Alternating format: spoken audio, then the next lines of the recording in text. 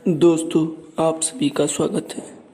आज हम पढ़ेंगे भारतीय संविधान के बारे में, उसके विकास, निर्माण और उसके उद्देश्य के बारे में। भारतीय संविधान का विकास।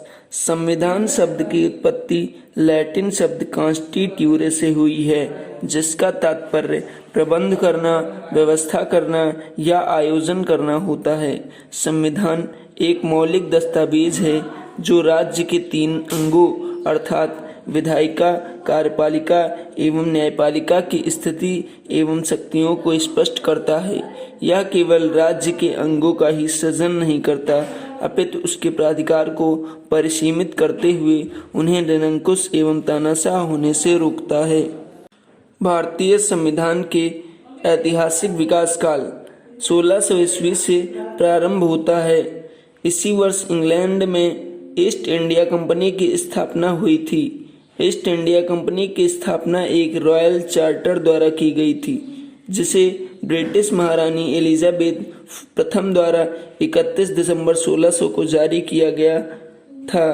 कंपनी के प्रबंधन की समस्त शक्ति गवर्नर तथा उसके परिषद में निहित थी। भारतीय संविधान के विकास को 3 मुख्य भागों में विभाजित किया जा सकता है। कंपनी के मामलों में प्रभावी नियंत्रण स्थापित करना 1600 ईस्वी से 1858 के अधिनियम के पूर्व, साम्राज्य के हितों की संरक्षा के लिए अधिनियम वर्ष 1858 के अधिनियम से वर्ष 1919 के अधिनियम के पूर्व तक, सुशासन का आरंभ वर्ष 1919 के अधिनियम से वर्ष 1947 के अधिनियम तक। अब हम जानेंगे संवैधानिक विकास से जुड़े ब्रिटिश भारत के कुछ प्रावधानों के बारे में, जिसमें अधिनियम, उनके शुरुआती वर्ष और उनके विशेष तथ्यों के बारे में।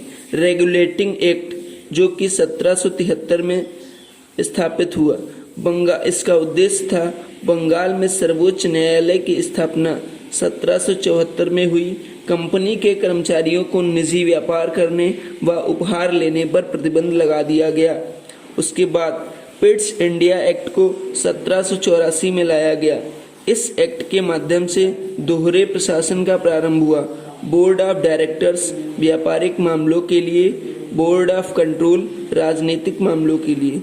इसके बाद चार्टर एक्ट 1793 में आया, जिसमें नियंत्रण बोर्ड के सदस्यों व कर्मचारियों को वेतन भारतीय राजस्व से दिए जाने लगा। उसके बाद चार्टर एक्ट 1813 में आया। पहली बार भारतीयों की शिक्षा पर खर्च के लिए प्रतिवर्ष 1 लाख रुपए की व्यवस्था की गई। इस एक्ट से शिक्षा के क्षेत्र में मौलिक परिवर्तन आया। चार्टर एक्ट 1833 में आया। कंपनी का भारतीय व्यापार पर से एकाधिकार समाप्त कर दिया गया। बंगाल के गवर्नर जनरल को भारत का गवर्नर जनरल कहा जाने लगा तथा दास प्रथा को विधि विरुद्ध घोषित कर दिया गया। इसके बाद चौथा चार्टर एक्ट 1853 में आया। शासन की संसदीय प्रणाली तथा कार्यपालिका का विचार प्रस्तुत किया गया। क्षेत्रीय प्रतिनिधित्व के सिद्धांत की स्थापना, खुली प्रतियोगिता के साथ सिविल सेवा परीक्षा का प्रावधान किया गया।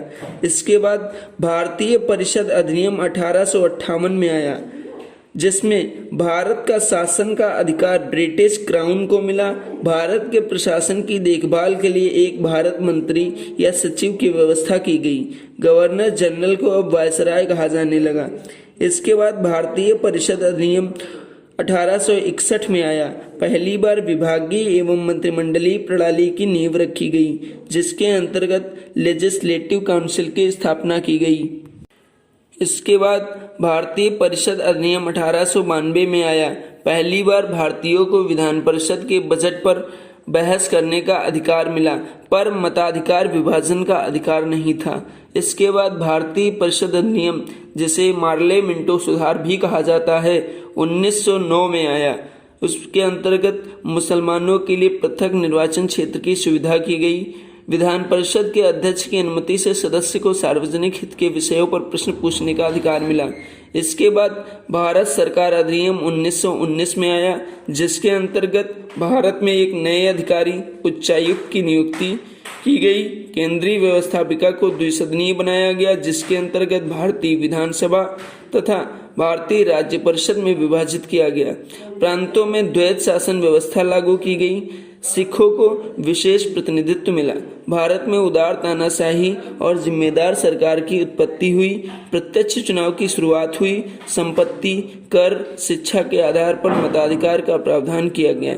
इसके बाद भारत सरकार अधिनियम 1935 में आया, जिसके अंतर्गत केंद्र द्वैत शासन की व्यवस्था, प्रांतीय स्वायत्तता की व्यवस्था की गई। सांप्रदायिक निर्वाचन का अधिकार दिया गया। हरिजनों को, भारतीय ईसाइयों एवं एंग्लो इंडियनों को भी मिला। जिसके बाद संविधान लागू होने से पहले भारत का शासन मूल रूप से इसी अधिनियम के तहत होता था। इसके बाद भारतीय स्वाधीनता अधिनियम 1947 में आया, जिसके अंतर्गत भारत को पूर्ण स्वतंत्रता प्रदान की गई और भारत तथा पाकिस्तान के पृथक राष्ट्र के रूप में निर्माण हुआ। यहाँ तक हमने अंग्रेजों के द्वारा बनाए गए कुछ अधिनियमों एवं उनके एक्ट के बारे में बातचीत की। धन्यवाद।